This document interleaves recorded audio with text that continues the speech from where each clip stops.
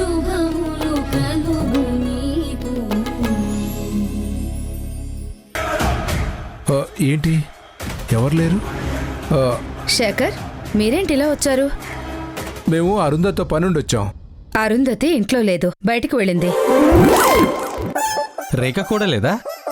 లేదు, తను కూడా వెళ్ళింది. ఏ ఎందుకు? తను ఇంట్లో ఉండొచ్చు కదా. ఆహా, అంటే వాళ్ళిద్దరిలో ఎవరో ఒకరు ఉన్నా మాట్లాడేసి వెళ్ళిపోవచ్చు కదా అని. రేఖ కూడా అరుంధతితోనే వెళ్ళిపోయింది. పర్వాలేదండి, మేము వెయిట్ చేస్తాం. ఎందుకు? వెళ్ళి కాసేపు ఆగి రావచ్చు కదా. అంటే మళ్ళీ మేము వెళ్ళిన వెంటనే వాళ్ళు వచ్చారనుకోండి. వస్తే ఇంట్లోనే ఉంటారు కదా. ఏమో, మళ్ళీ ఇంకో పని ఏదన్నా ఉండి మళ్ళీ బయటికి వెళ్ళిపోతే? అయితే ఏమంటారు? వెయిట్ చేస్తామమ్మా. సరే. అమ్మా, ఆ? కొద్దిగా కాఫీ ఇస్తారా? కాఫీనా? మీ ఇంట్లో తాగి రాలేదా? మీ ఇంట్లో ఎలాగో ఇస్తారు కదా, మా ఇంట్లో పాలు వేసేయడం ఎందుకు అని. అదేనండి, మా ఇంట్లో కాఫీ కంటే ఇక్కడ చాలా బాగుంటుంది అని అంటున్నాడు, అంతే. సరే, పంపిస్తాను, ఉండండి. రెండు. సరే సరే. ఏం నానా కాలు తొక్కేశావు? ఒరే తింగర్ నా బర్రే, నువ్వు కమెడియన్కి ఎక్కువ విలన్కి తక్కువ అన్నట్టు తయారయ్యావురా. ఎవడైనా కాఫీ అలా అడుక్కుంటాడ్రా? వెదవన్నారు ఎదవా. సరే, ఈ మధ్య అందరూ నన్ను తిట్టేవాళ్ళు అయిపోయారు. మరి తెలివిగా ప్రవర్తించరా? నా నుంచి ఏదైనా నేర్చుకోరా అంటే అసలు ఏమీ నేర్చుకోకుండా మొండి పింజారులా ఉండిపోతావేంట్రా దొండగ మారి ఎదవా. నన్ను తిడుతున్నావు, నేను ఇక్కడ ఉండను, వెళ్ళిపోతాను. పోతే పో, ఉండి మాత్రం ఇక్కడ పీకేదేముంది? రేకొచ్చాక నేనే మాట్లాడొస్తానులే, పో. వద్దులే, నేను ఇక్కడే ఉంటాను.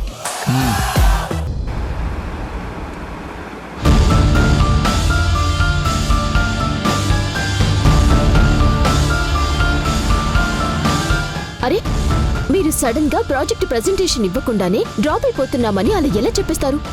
అంటే కనీసం నాకు ముందుగా ఒక్క మాట కూడా చెప్పకుండా ఎలా డ్రాప్ అయిపోతారండి? వారాహి గారు, నేను చెప్పేది వినండి. అంటే ప్రాజెక్ట్ కోసం బ్యాక్గ్రౌండ్ లో వర్క్ చేసిన నేను పిచ్చిదాన్నా? నేను చేసిన వర్క్ కి మీరిచ్చే విలువ ఇదేనా? నేను చెప్పేది కొంచెం వినండి వారాహి గారు. నేను కలెక్టర్ గారిని రిక్వెస్ట్ చేశాను కాబట్టి సరిపోయింది, లేదంటే ప్రాజెక్ట్ ఎప్పుడో వాళ్ళదైపోయేది. మీరిప్పుడు నేను చెప్పేది వింటారా లేదా?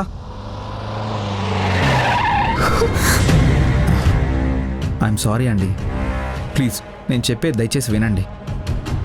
నాకు ప్రాజెక్ట్ పోతే వచ్చే నష్టం ఏం లేదు. వదిలేస్తే హాసిని జీవితం నిలబడుతుంది.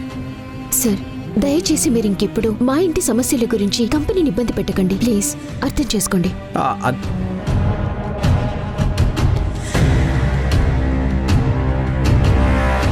పదండి.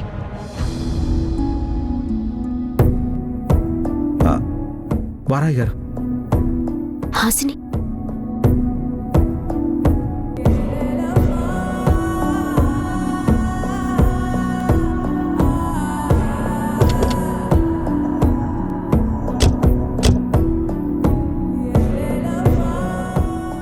హాసిని, నువ్వెక్కడున్నావేంటి?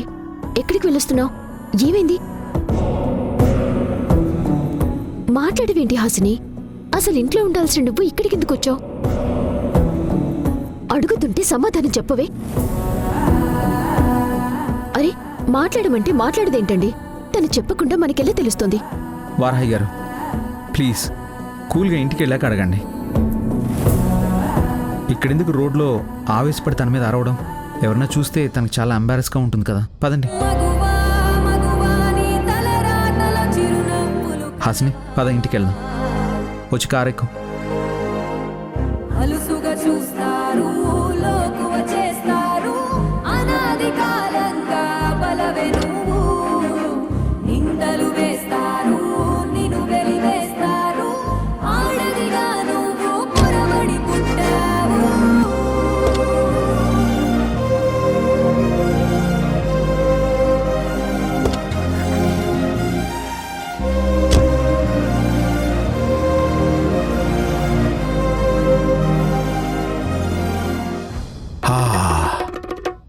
ఎవరైనా గొప్పింట్లో కాఫీ గానీ టీ గానీ తాగితే అమృతంలా ఉంటుందిరా. తాగి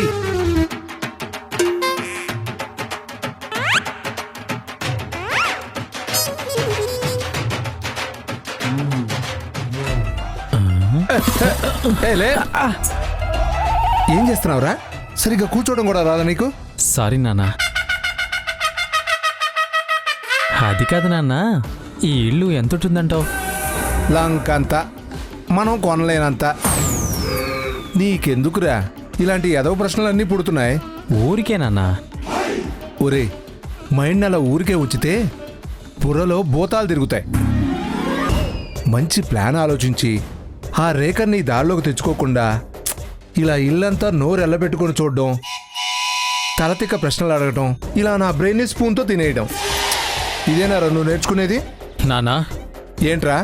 నేను ఎందుకు పనికిరానని అనుకుంటున్నావు కదా? నేనేంట్రా, నీ గురించి తెలిసిన ప్రతి ఒక్కడూ అంటాడు. అంటారు. ఇంకో 3 రోజుల్లో మొత్తం అందరి అభిప్రాయం మార్చేస్తాను. చా, నిజమా? ఎస్. దానికి ఈ రోజే బీజం వేస్తున్నాను నాన్న. ఈరోజా? కాదు, ఇప్పుడే. ఇప్పుడా? ఏం చేస్తున్నావురా?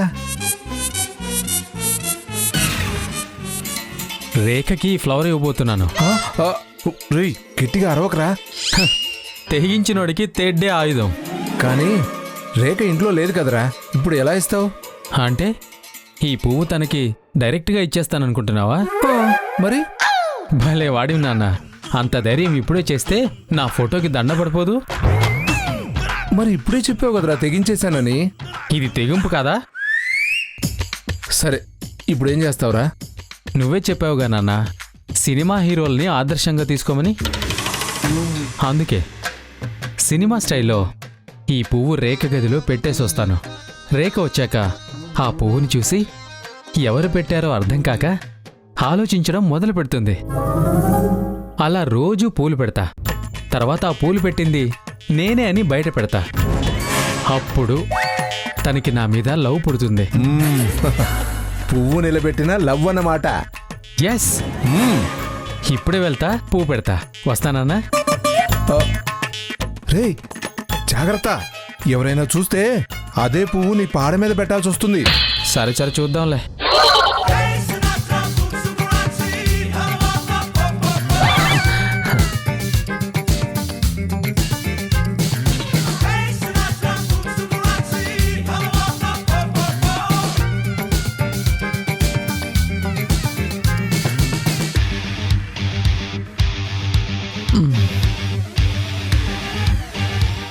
ఆహా, రేఖ ఎంత అందంగా ఉంది.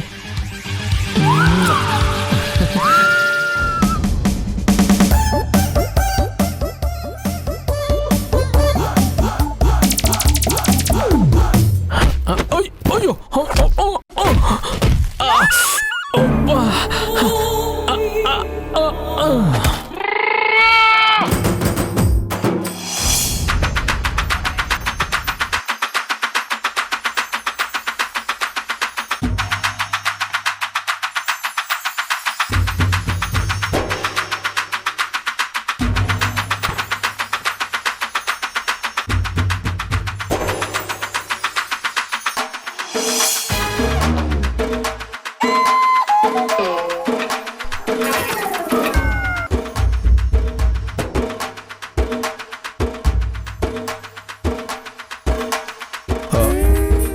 వీడేంటి పైకి వెళ్ళి అలా ఉండిపోయాడు? ఏమైంది?